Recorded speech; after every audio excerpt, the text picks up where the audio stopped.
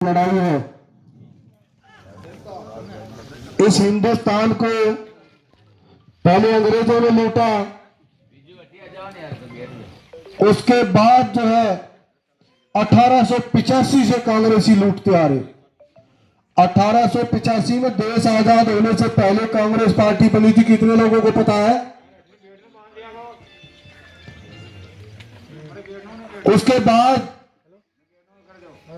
देश आजाद हुआ, पर वो देश आजादी वाली बात नहीं थी। दो लोगों ने सत्ता की लड़ाई के ऊपर कितने लोगों को, लाखों लोगों को जो है ना मौत की भट्टी में झोंकने का काम किया। और वो देश के प्रधानमंत्री नेहरू और पाकिस्तान के जो प्रधानमंत्री बने जीना, उन दो लोगों ने इतना बड़ा निर्णय लिया कि यहां हिंदुस्तान, एक तरफ पाकिस्तान, बहुत बड़ा नरसंहार हुआ। उसके बाद देश के अंदर आजादी से लेके 2014 तक हिंदुस्तान के अंदर कोई हथियार नहीं बनाए जा रहे थे। सब हथियार दूसरे देशों से लिए जाते थे। कभी श्रीनगर के अंदर हमला, कभी गुजरात में हमला, कभी दिल्ली के अंदर बम ब्लास्ट,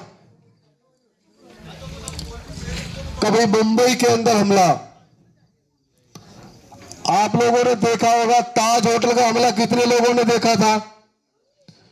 मुंबई के अंदर जो ताज होटल के ऊपर हमला हुआ, उस हमले के अंदर देश के 200 लोगों को आतंकवादियों के द्वारा मारा गया। जोरदार एक बार नारा लगाएंगे, भारत माता की। वहां कुछ नहीं बट रहा है। जब पूछेंगे इनके घर वाले, जब लोग पूछेंगे कि आजादी की दूसरी लड़ाई में आप क्या कर रहे थे, वो कहेंगे तो गांव में कमांडो सुरेंद्र सिंह लोगों को जगाने आया।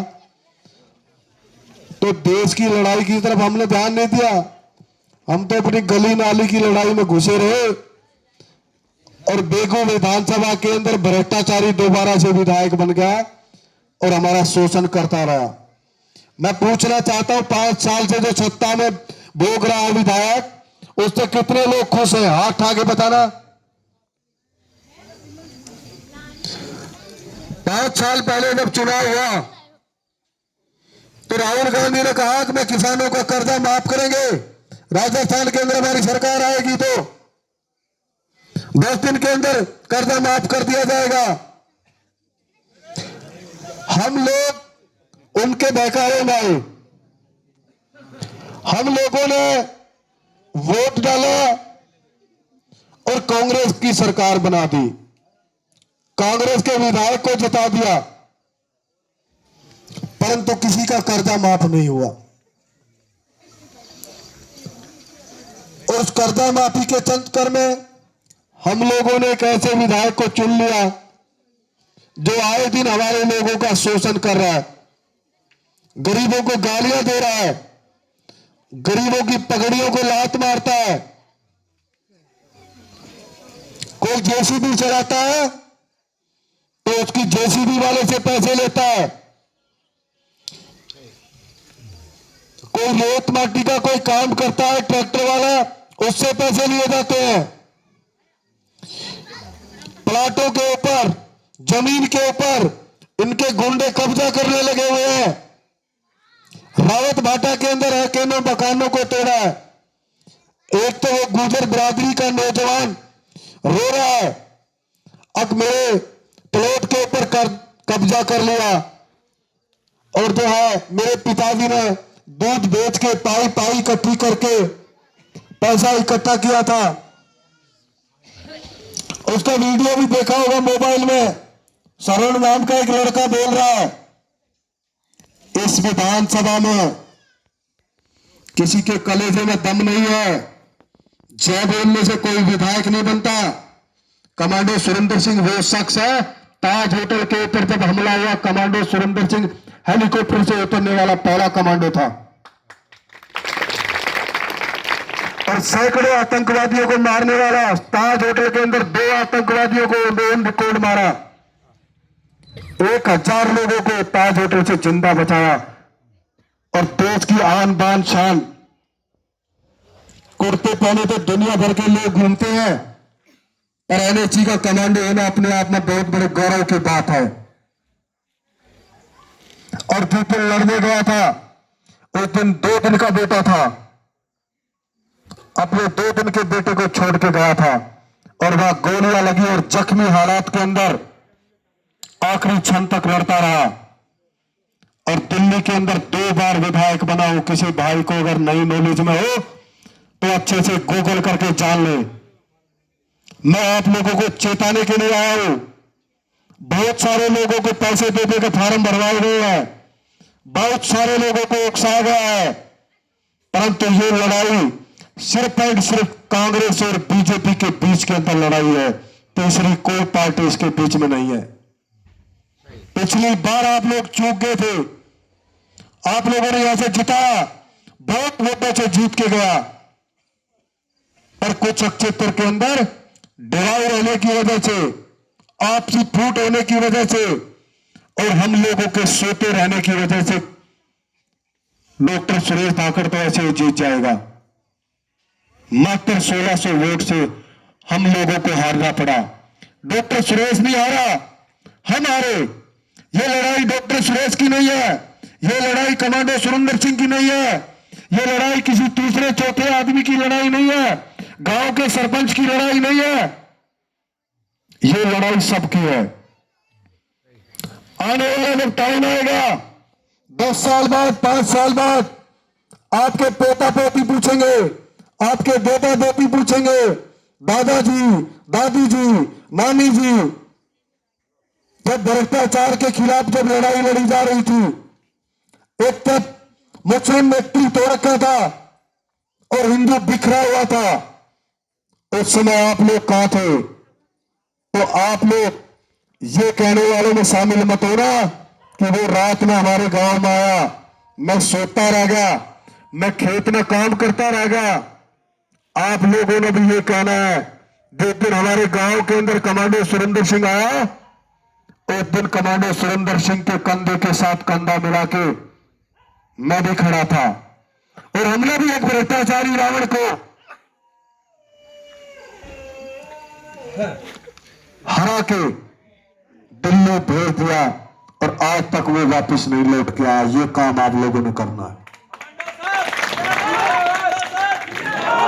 ये भ्रष्टाचार का रावण तीर तलवार से या गोली से नहीं मरेगा। ये भ्रष्टाचार का रावण वोट की ताकत से मरेगा और वोट की ताकत से आप लोगों ने मारना है। हर आदमी को उत्तेजित होना है, हर आदमी को समझाना है। वोट को बिखेरना नहीं है, वोट को इधर उधर नहीं खिलाना है, क्योंकि ये लड़ाई 2 आदमी के बीच में है। एक तरफ रावण रूपी भ्रष्टाचारी विधायक खड़ा है और दूसरी तरफ आपका भाई अगड़े का, पिछड़े का, गरीब का, 36 बिरादरी के साथ काम करने वाला सुरेश धाकड़। उसकी लड़ाई है, वो उसकी नहीं है, आपकी लड़ाई है। ये इतने लोग हैं, कोई आदमी मुझे ये बता दे, अब सुरेश धाकड़ ने मुझे गालियां दी, मुझे कभी धमकाया, मुझे कभी उल्टा बोला और दूसरी तरफ बिदौरे तो गरीब की पगड़ी को लात मारने का काम करता है। और उसके बहुत सारे लोग हैं, उनको भी गालियां देता है। कांग्रेस के लोग मेरे पास आते हैं, रोते हैं, दुनिया भर के लोगों ने ज्वाइनिंग किया। अब हम तो 5 साल का इंतजार कर रहे थे। ये तो शेर के भेड़ में राहुल गांधी ने यहां भेड़िया बांध दिया, भ्रष्टाचारी बांध दिया हमारे यहां। ये एक दिन की लड़ाई नहीं है, ये चुनाव नहीं है, ये बदलाव का समय है। अगर इसको अभी नहीं बदला गया तो आने वाले अगले 5 साल के अंदर ये आप लोगों के घरों में घुस घुस के, जैसे अभी झूठे केस बनवा रहे हैं, झूठे पर्चे बनवा रहे हैं, लोगों को डरा रहे हैं, जीना मुश्किल कर रखा है लोगों का। मैं किसान का पुत्र हूं, मैं किसान का दर्द अच्छे से जानता हूं। जब सुरेश धाकड़ था तो बिजली 8-9 घंटे आती थी, और अब बिजली 3-4 घंटे बिजली आ रही है। अब तो चुनाव है, थोड़ा सा इलेक्शन कमीशन के हाथ में चली गई बात, इसलिए थोड़ा समय बढ़ गया होगा। किसान को सबसे अहमियत बिजली की है। 15-20 दिन का सीजन होता है, उसमें अगर लाइट नहीं तो फिर पूरा साल तो आओ ना आओ कोई फायदा नहीं है, कोई अच्छा नहीं है। मैं वादा करता हूं, आप इधर से सुरेश धाकड़ को बताइए, और 8 घंटे 9 घंटे बिजली का वादा कमांडो सुरेंद्र सिंह करता है। आपके क्षेत्र के अंदर बिजली नहीं जाएगी, कोई कट नहीं लगेगा।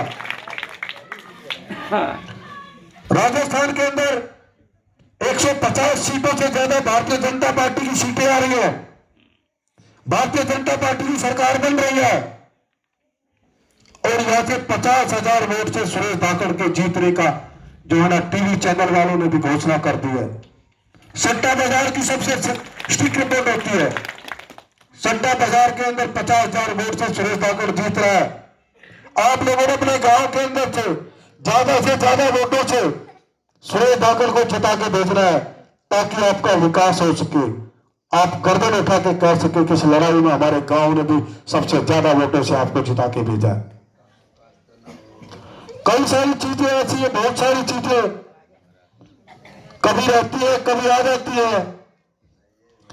अब की बार यहां से विधायक आपका जीतेगा, दूसरी बार विधायक बन के जाएगा, आपके क्षेत्र का प्रदेश अध्यक्ष है, और सुरेश धाकड़ को अब की बार मंत्री बनाने का सरकार काम करेगी।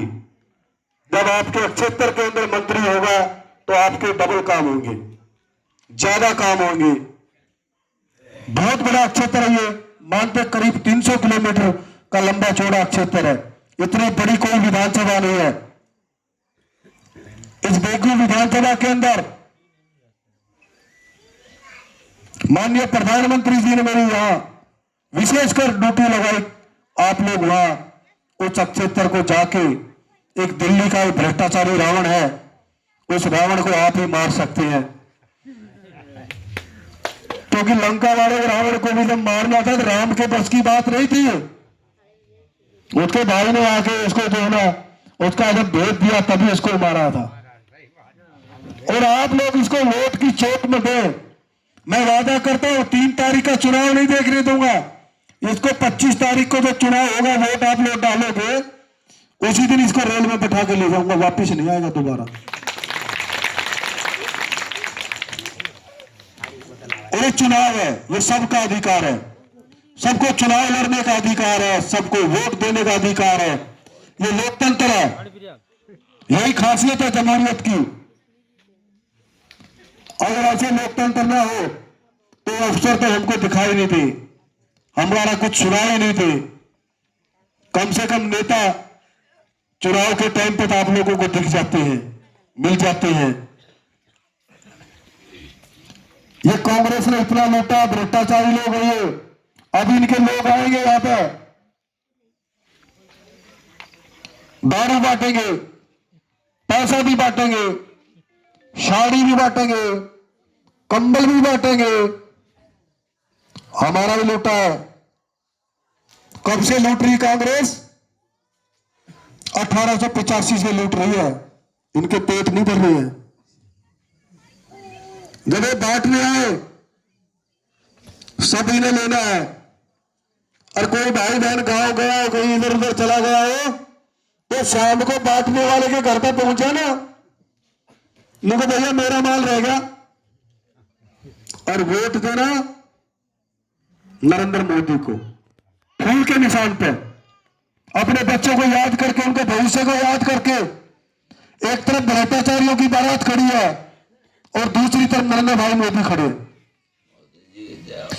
पिछली बार कई जगह इस भ्रष्टाचारी ने महिलाओं को रिझाने के लिए पाजेब पार्टी पाजेब, महिला बड़ी खुश हुई, भैया पाजेब दे रहा है। जब चुनाव चला गया और जो वो पाजेब चेक करवाई, पता चला तो वो पाजेब निकली घोटे की, नकली पाजेब निकली। तो इनके छलावे में बहकावे में नहीं आना।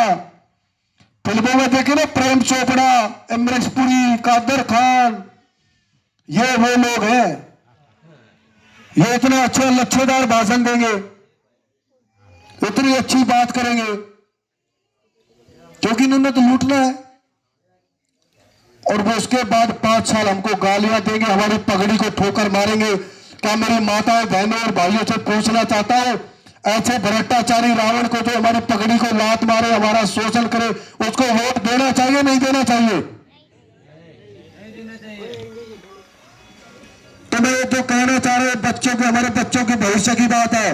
एक तरफ नरेंद्र भाई मोदी खड़े हैं, उनका कोई परिवार है, उनके बच्चे हैं। योगी आदित्यनाथ मुख्यमंत्री, उसके कोई बच्चे हैं? बालकनाथ आपके यहाँ एमपी है, चुनाव लड़ रहा है, उसके कोई बच्चे हैं? हरियाणा का मुख्यमंत्री मनोहर लाल खट्टर, उसके कोई बच्चे हैं? कितने साधु संत ये लोग लड़ रहे हैं, किसके लिए लड़ रहे हैं? वो देश के लिए और हमारे बच्चों के लिए लड़ रहे हैं। और दूसरी तरफ इन भ्रष्टाचारियों की बारात, सोनिया गांधी लड़ रही है अपने पप्पू के लिए, लालू प्रसाद लड़ रहे अपने भ्रष्टाचारियों के लिए, अरविंद केजरीवाल लड़ रहे अपनी औलाद के लिए, चौटाला परिवार लड़ रहा अपने बच्चों के लिए। सारे अपने बच्चों की लड़ाई लड़ रहे हैं। और ये जो टोला है देशभक्तों का, ये हमारे बच्चों की लड़ाई लड़ रहा है। आप लोगों ने महसूस किया होगा 2014 के बाद देश के अंदर बहुत बड़ा बदलाव, राम मंदिर बन रहा है। और राम मंदिर के बनने के बाद यहां पर भाजपा की सरकार होगी। जितने बुजुर्ग युवा लोग हैं, जो भी राम दर्शन का, मंदिर का दर्शन करना जाना चाहेंगे, सरकार उनको फ्री लेकर जाएगी। 5 किलो अनाज हर आदमी को 5 साल तक सरकार खरीदेगी। किसानों को गेहूं के ऊपर बोनस देकर 2700 रुपए के हिसाब से गेहूं खरीदा जाएगा। बहन बेटियों की इज्जत का पूरा मान सम्मान करा जाएगा। बेटियों को फ्री शिक्षा दी जाएगी। तो फैसला आप लोगों ने लेना है। हम तो आपको जगाने आए हैं, बताने आए हैं। वो मेरी माताएं बैठी है, ये चित्तौड़गढ़ का क्षेत्र है, बाजुरा का क्षेत्र है, वीरा का क्षेत्र है। आपके गांव के अंदर भी अनेकों फौजी होंगे, अनेकों फोर्स में नौकरी करते होंगे, काम करते होंगे। फौजी आदमी कौन है? वो पूरे देश के लिए है, उसके परिवार के लिए नहीं है, देश के लिए, हम सबके लिए काम करता है। तो ये जो लड़ाई के अंदर फैसला आप लोगों ने लेना है। तो मैं जगाने इसलिए आया आप लोगों को, क्योंकि आप लोग जगे, आप लोगों की समझ में आए। पिछली बार जो गलती हुई उसको ना दोहराया जाए, किसी से भय ना हो। जब भारतीय जनता पार्टी की सरकार होगी, भय मुक्त और भ्रष्टाचार मुक्त सरकार होगी। आप लोगों ने पहले 5 साल सुरेश धाकड़ को भी देखा है, उसको भी देखा है।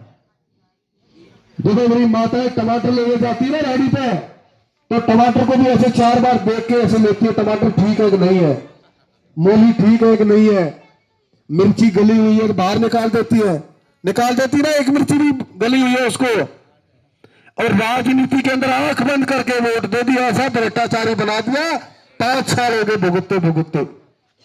अब के जैसे सब्जी में टमाटर सब्जी को देखते ना, ऐसे चारों तरफ से देख के वोट देना, फैसला लेना 5 साल का। आपकी वोट की कोई कीमत नहीं है।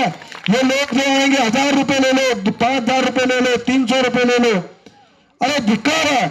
हमको भेड़ बकरी थोड़ा है, अब हमारी 2-2, 3-3, 4-4 हजार कीमत है। पूरा धड़स के साथ अपना वोट देना है, वोट का अधिकार है। 5 साल में एक बार मौका आता है, अपना भविष्य अपने हाथ में होता है। बुजुर्गों की पेंशन का मैं वादा करता हूं 5 तारीख नहीं होने देंगे। 5 तारीख से पहले हर महीने आपके खाते में पैसा आ जाएगा, हर आदमी की जेब में पैसा आ जाएगा। किसान है,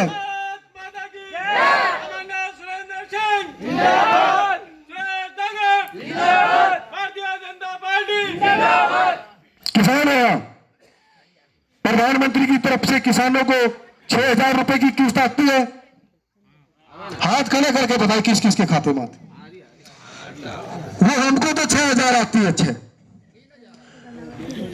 परंतु जो है वो देश के अंदर बहुत बड़े किसान हैं, बहुत लोग किसान हैं।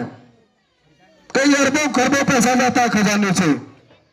कितने बड़ा दिल रखने वाला प्रधानमंत्री जिसने किसान की सुनी, क्योंकि जो 6,000 रुपए फसल के टाइम आते हैं उससे कोई गरीब आदमी मेरे जैसा खाद पानी और अपने खेत के अंदर बीज डाल सकता है ताकि फसल मजबूती से हो। और एक तरफ ये झूठ बोल के अगर हम कर्जा माफ करेंगे किसान का, कुनाल के क्षेत्र में किसानों को बोला मैं नहर निकालूंगा, पानी आएगा। 5 साल सत्ता में रहने के बाद अब निकम्मा विधायक एक कागज के ऊपर लाइन मार के लेके घूम रहा है और कागज पे नहर आ गई है, जगह जगह उसका उद्घाटन कर रहा है। मैं पूछना चाहता हूं, नहर से पानी आता है, कागज से पानी आएगा?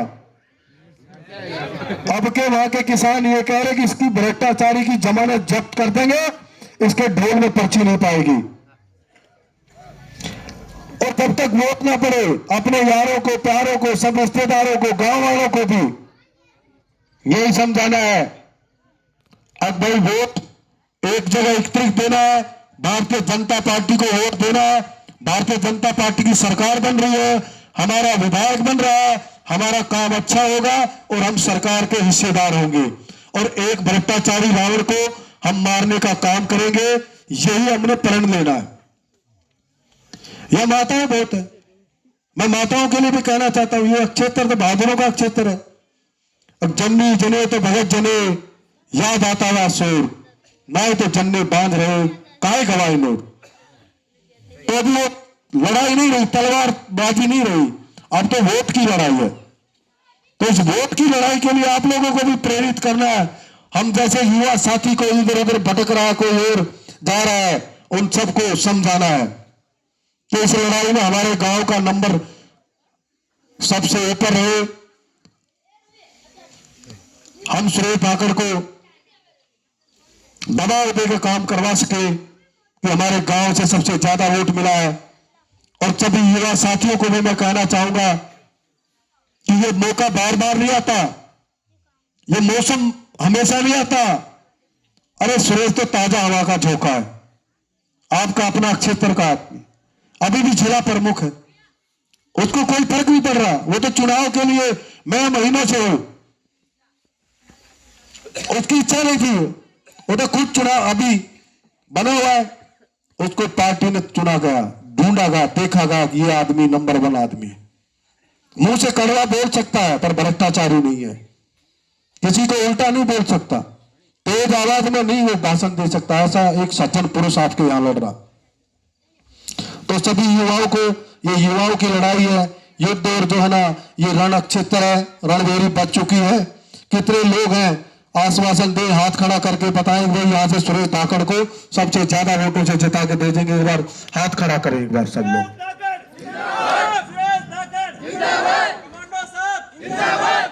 और किसी से भाव या किसी कांग्रेसी से बहुत सारे इनके लोग आ रहे हैं, गुंडे बदमाश गाड़ियां लेके, उनकी गाड़ियों के नंबर लिख लेना, मेरे को बता देना, चाहे हरियाणा नंबर की गाड़ी हो, चाहे दिल्ली नंबर की गाड़ी हो, चाहे हिमाचल की हो, चाहे उत्तराखंड की हो। उनका इलाज 3 तारीख के बाद ऐसा बंद हुआ, अब दोबारा वो कहीं दर्शन दिखाई नहीं देंगे आप लोगों को। और मैं वही 2 बात दो ना, ये वीरों का क्षेत्र है, पर इन वीरों का तो जो ना 5 साल से शोषण चल रहा था, अब के तो ना शेरों के मुंह मुरझाए हुए हैं। पर 2 लाइन में आप लोगों के लिए भी कहूंगा, फिर अपनी वाणी को विराम दूंगा। जोरदार नारा लगाएंगे, उसके बाद भारत माता का। चलते भी गए कहते भी गए आजादी के दीवाने, जीना उसी का जीना है जो मरना वतन पर जाने। मैं आपके क्षेत्र के एक एक युवा को जो ना देशभक्त बनाने के लिए आया हूं यहाँ पे। एक एक नौजवान को प्रेरित करने के लिए, एक एक नौजवान अच्छे से पढ़ाई करे, भारतीय सेना में भर्ती हो और पूरी नौकरी करके आए। वहां भारतीय सेना के अंदर पूरी नौकरी करना ही बहादुरी और देशभक्ति है। और अपने गांव का नाम भी रोशन करे और अपने पूरे क्षेत्र का भी नाम रोशन करे। मैं पुनः एक बार गांव के सरपंच साहब और पूरे गांव का हृदय की गहराइयों से धन्यवाद करता हूं, सैल्यूट करता हूं कि आप लोगों ने मान सम्मान दिया। मैं आप लोगों का हमेशा ऋणी रहूंगा और हमेशा आपके गांव को याद करता रहूंगा। मेरे लायक कभी कोई काम हो, कभी भी आप लोग बता दीजिए। कभी दिल्ली के अंदर आप लोग आते हैं तो वहां बता दीजिएगा। आप तो यहाँ एक विधायक बना रहे हैं, एक विधायक आपको फ्री में मिल रहा है, 1 गेट 1 फ्री, एक के साथ एक मुफ्त। तो जोरदार एक बार भारत माता का जयकारा लगाएंगे। भारत माता की, भारत माता की, भारत माता की जय जवान, जय जवान। धन्यवाद, जय हिंद।